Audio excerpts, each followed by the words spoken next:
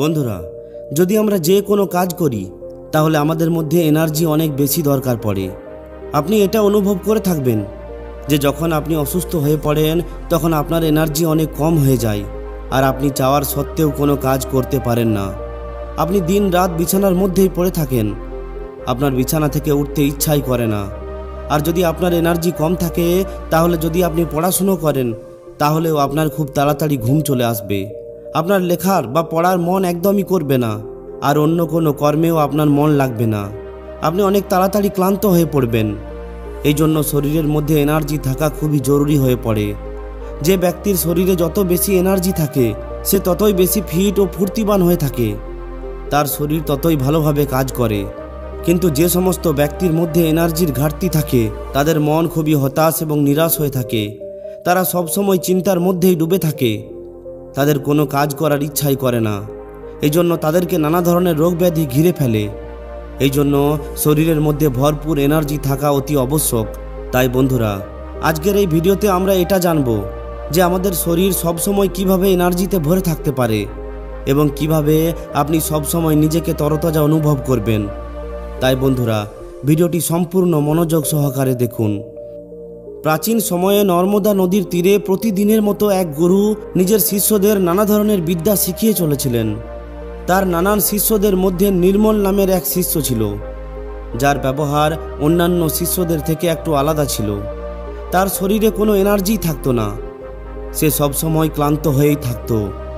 এরপর এক সময় গুরু নিজের শিষ্যদের জ্ঞানের উপদেশ দিচ্ছিলেন। এই উপদেশ চলাকালীন নির্মলের ঘুম চলে আসে এবং ওই গুরুর নজর হঠাৎ করে নির্মলের ওপর পড়ে। এরপর গুরু ক্রোধিত হয়ে পড়েন। গুরু ধমকে বলেন, নির্মল, তুমি রাত্রে ভালোভাবে ঘুমাওনি নাকি যে তোমার এখন ঘুম আসছে? নির্মল একটু ঘাবড়ে যায় এবং সে সঙ্গে সঙ্গে জেগে ওঠে। এরপর সে বলে, হে গুরুদেব, আমাকে ক্ষমা করবেন। আমি রাত্রে তো ঘুমাই, কিন্তু কেন জানি না দিনের বেলাতেও আমার সবসময় ঘুম চলে আসে। এমনটা মনে হয় যেন আমার শরীরের মধ্যে কোনো জীবনই নেই। আমি অনেক তাড়াতাড়ি ক্লান্ত হয়ে পড়ি, চাওয়ার সত্ত্বেও আমি কিছু করতে পারি না। গুরুদেব, আমার পড়াশুনোতেও মন লাগে না। আমি নানা ধরনের উপায় আপন করি, কিন্তু তবুও আমি সফল হতে পারি না। আমার সবসময় এটা মনে হয় যেন আমার এনার্জি কেউ ছিনিয়ে নিয়েছে। তখন গুরুদেব বলেন, হে নির্মল, তুমি একদমই চিন্তা করবে না। আজ আমি তোমার সঙ্গে সঙ্গে এই সমস্ত শিষ্যদের শরীরের এনার্জি বাড়িয়ে তোলার পদ্ধতি বলতে চলেছি, যেটাকে তোমরা খুবই ধ্যান দিয়ে শুনবে। গুরু বলেন, হে শিষ্য, শুধুমাত্র ভালো ভালো খাবার খেলেই এনার্জি পাওয়া যায় না। শরীরের এনার্জি বাড়িয়ে তোলার অনেক কারণ আছে। গুরু বলেন, আশ্রমে যে সমস্ত আনাজের খেতি করা হয় তার মধ্যে কি শুধুমাত্র জল দিলেই ভালো ফসল উৎপাদন হয়? সমস্ত শিষ্যরা বলে, না গুরুদেব, তার মধ্যে তো মাটি ও সারের সঙ্গে সঙ্গে নানা ধরনের জিনিস দিতে হয়, তারপরেই ভালো ফসল পাওয়া যায়। গুরু বলেন, ঠিক এইভাবেই আমাদের শরীরের অবস্থা হয়ে থাকে। যদি আমরা শুধুমাত্র ভালো ভালো খাবারই খাই তাহলে আমাদের শরীরের মধ্যে এনার্জি উৎপন্ন হবে না। এনার্জি উৎপন্ন করার জন্য অনেক ধরনের পদ্ধতি আছে। তাদের মধ্যে প্রথম পদ্ধতি হলো কম খাবার অভ্যাস তৈরি করো। সমস্ত শিষ্যরা এই কথাটি শুনে আশ্চর্য হয়ে যায়। এরপর তারা বলে যে, গুরুদেব, যদি আমরা কম খাবার খাই তাহলে আমাদের শরীরের মধ্যে এনার্জি কিভাবে আসবে? গুরুদেব বলেন যে, এটাই তো আজ পর্যন্ত তোমরা বুঝতে পারোনি। লোকেরা ভাবে যে বেশি খাবার খেলে শরীরের মধ্যে ক্ষমতা বাড়বে। এমনটা কখনোই হয় না। আপনি খাবার পর্যাপ্ত পরিমাণে খান। এর বদলে আমি তো এটা বলবো যে যতটা আপনার খিদে আছে তার থেকে একটু কম খান। এতে আপনার শরীরের মধ্যে যে প্রাণশক্তি আছে সেটা খাবারকে খুব তাড়াতাড়ি হজম করে ফেলবে, আর যেটুকু বাকি শক্তি বাঁচবে সেটা আপনার ক্ষত বিক্ষত কোশিকাকে মেরামত করতে সাহায্য করবে। এতে আপনার শরীরের প্রাণশক্তি আপনার শরীরকে দেখাশুনো করতে অনেকটা সময় পেয়ে যাবে। আর আপনি যখন কোনো খাবার পর্যাপ্ত পরিমাণে খান, যখন আপনি অনেক বেশি খাবার না খান, তখন আপনার শরীর হালকা থাকে। আর যখন আপনার শরীর হালকা থাকবে তখন খাবার খুব ভালোভাবে হজম হয়ে যাবে। তখন বাকি লোকেদের তুলনায় আপনি খুবই হালকা এবং শক্তিশালী অনুভব করবেন।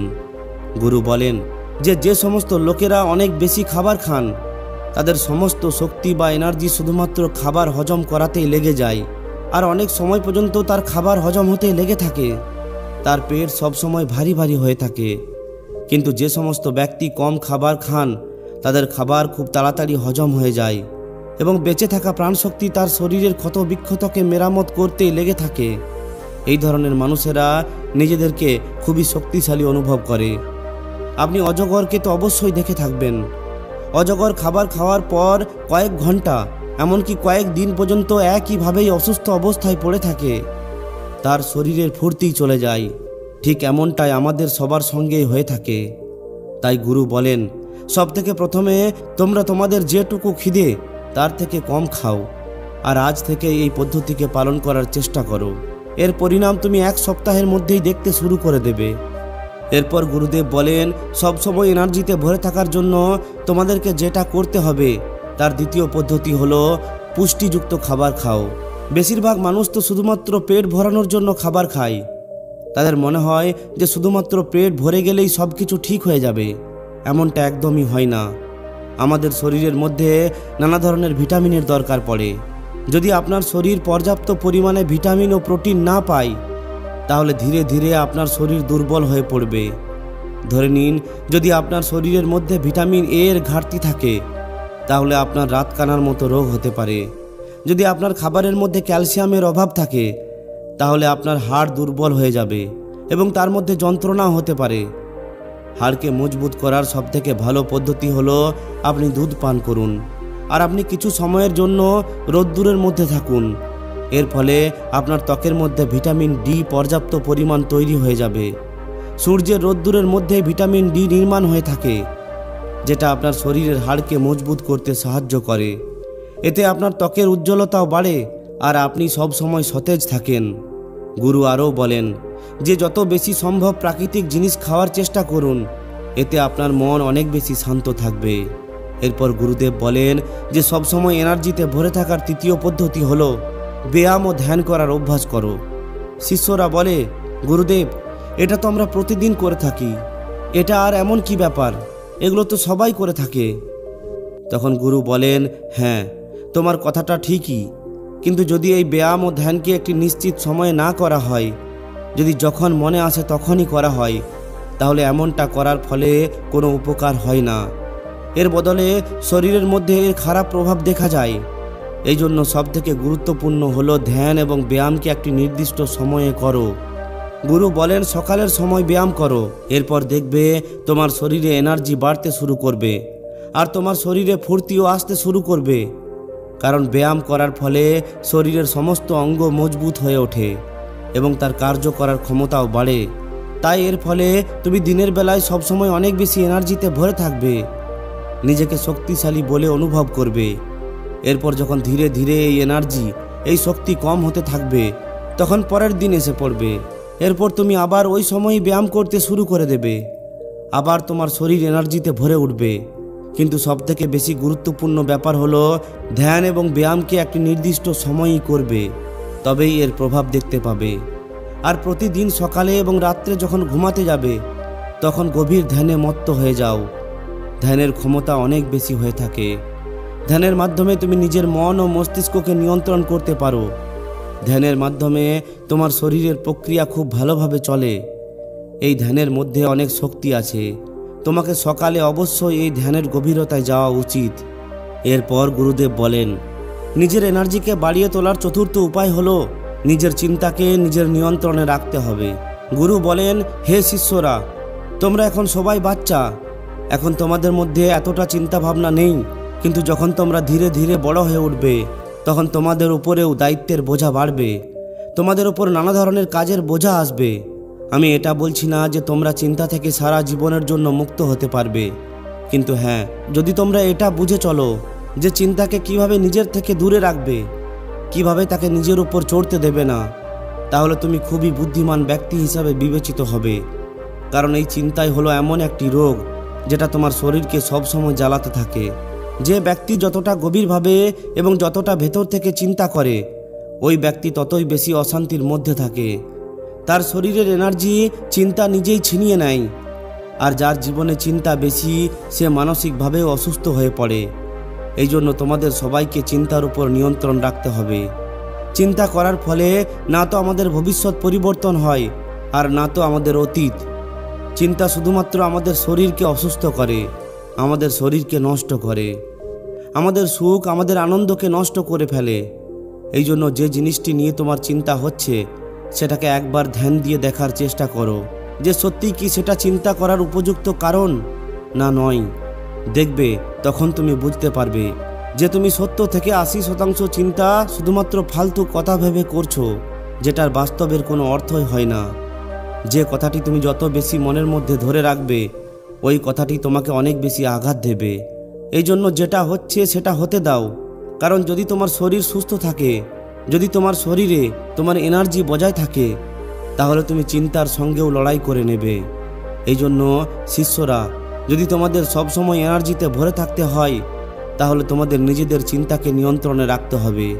এর জন্য তুমি প্রতিদিন ধ্যান ও ব্যায়ামের প্রক্রিয়া শুরু করো। এরপর গুরুদেব বলেন যে সবসময় এনার্জিতে ভরে থাকার পঞ্চম পদ্ধতি হলো সময়ের গতি অনুযায়ী চলো।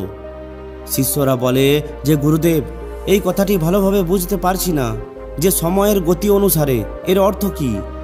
গুরু বলেন যে যখন সকাল হয় তখন পশু পাখিরা কিচিরমিচির করে ওঠে, গাছের ফুল ফুটে ওঠে, গাছের পাতা সবুজ হয়ে ওঠে, তারাও সূর্যের আলোতে নিজেদের খাবার নির্মাণ করতে শুরু করে এবং চারিদিকের গাছপালা এনার্জিতে ভরে ওঠে। ঠিক এই ধরনেরই তোমাদের শরীরও হয়ে থাকে। যদি সূর্য ওঠার আগে তুমি না ওঠো বিছানা ছেড়ে, তাহলে তোমার শরীরের এনার্জি কম হতে শুরু করে। প্রকৃতির সঙ্গে নিজের সামঞ্জস্য বজায় রেখে চলো। যখন সূর্য উঠবে তার আগেই তোমরা সবাই বিছানা ছেড়ে উঠে যাও। যখন তোমরা এই সমস্ত কাজকে সঠিক সময়ে সঠিকভাবে করবে তখন তোমাদের শরীর সবসময় এনার্জিতে ভরে থাকবে। যে ব্যক্তি অলস হয়, সূর্য উদিত হওয়ার পর বিছানা ছাড়ে আর অনেক গভীর রাত্রি পর্যন্ত জেগে থাকে আর সারা দিন ঘুমিয়ে থাকে, তার শরীরের এনার্জি ধীরে ধীরে কম হতে থাকে। কারণ যদি তুমি প্রকৃতির সঙ্গে নিজেকে মানিয়ে না নাও তাহলে তোমার শরীরের এনার্জি কম হতে শুরু করবে। এই জন্য নিজের সমস্ত কাজকে সঠিক সময়ে করার চেষ্টা করো। যদি তুমি এমনটা করো তাহলে তোমার না তো সময় নষ্ট হবে আর না তো কোনো কাজে অসফল হবে, কারণ তুমি নিজের কাজকে সঠিক সময়ে করে ফেলছো। কিছু মানুষের রাত্রে এই জন্য ঘুম আসে না, কারণ এক, চিন্তা অনেক বেশি কষ্ট দেয়, আর দ্বিতীয়, তারা সময় অনুসারে চলে না। এই জন্য যদি তোমাকে অনেক দীর্ঘ সময় পর্যন্ত বাঁচতে হয় তাহলে সঠিক সময়ে সঠিক কাজ করার চেষ্টা করো। এরপর গুরুদেব বলেন যে সব সময় এনার্জিতে ভরে থাকার ষষ্ঠ পদ্ধতি হলো নিজের ওপর ধ্যান দাও। গুরু বলেন যে এটা খুবই শক্তিশালী একটা নিয়ম। নিজের ওপর ধ্যান দেওয়ার অর্থ এটা হলো যে তোমরা সবাই নিজেই নিজেকে ভালোবাসো, নিজের জন্য ভালো ভাবো। অনেক সময় কিছু মানুষেরা অন্যের জীবনকে দেখে খুবই নিরাশ হয়ে পড়ে। যদি অন্য কেউ উন্নতি করে তাহলে তার প্রতি তারা খুবই বিরক্ত থাকে। এর ফলে তাদের মনের মধ্যে জ্বলনের ভাবনা উৎপন্ন হয়। আর যে সমস্ত ব্যক্তি অন্যের উন্নতিতে দুঃখী হয় সেই সমস্ত ব্যক্তিদের এনার্জির স্তর অনেক নিচে নেমে যায়। এই জন্য অন্যের ওপর ধ্যান দেওয়ার বদলে নিজের ওপরে ধ্যান দাও। নিজেকে আরও ভালো করে তোলার চেষ্টা করো। যখন তুমি সম্পূর্ণ এনার্জির সঙ্গে নিজেকে ভালো করে তোলার চেষ্টা করবে তখন তোমার সমস্ত কাজ অবশ্যই সফল হবে। ওই সমস্ত ব্যক্তি নিজের জীবনে কখনোই সফল হতে পারে না যারা সব সময় অন্যের ব্যাপারে চিন্তা ভাবনা করতে থাকে, অন্যের খারাপের ব্যাপারে চিন্তা ভাবনা করতে থাকে, অন্যের উন্নতিতে জ্বলে। ওই ব্যক্তির এনার্জি কখনোই বেশি থাকে না। কিন্তু অপরদিকে যে সমস্ত ব্যক্তি নিজের ব্যাপারে ভালো ভাবে আর অন্যের ব্যাপারেও ভালো ভাবে তাদের মধ্যে এনার্জি সব সময় ভরে থাকে। এই জন্য যদি নিজের এনার্জিকে বাড়াতে চাও তাহলে নিজের ব্যাপারে ভালো ভাবো।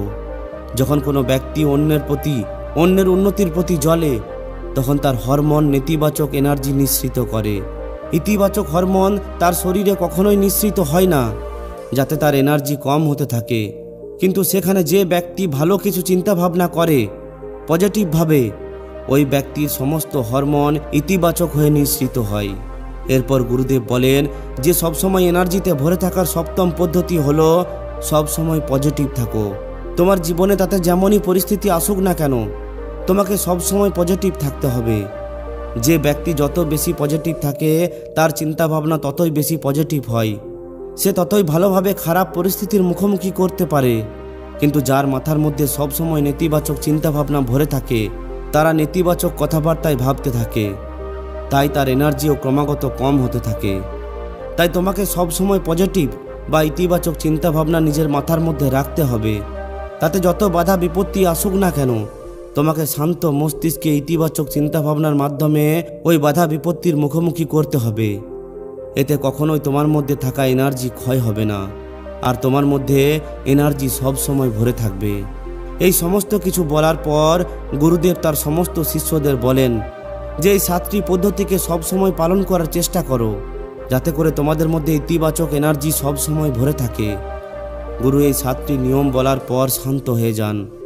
এরপর ওই সমস্ত শিষ্যরা উঠে দাঁড়িয়ে তাকে ধন্যবাদ জানায় এবং প্রণাম করে। তো বন্ধুরা, আশা করি আপনিও এই ভিডিওটির মাধ্যমে অনেক কিছু শিখতে পেরেছেন।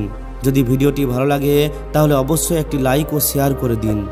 আর যদি এই ধরনেরই আরও শিক্ষামূলক ভিডিও পেতে চান তাহলে আমাদের এই চ্যানেলটিকে অবশ্যই সাবস্ক্রাইব করে নিন। ধন্যবাদ।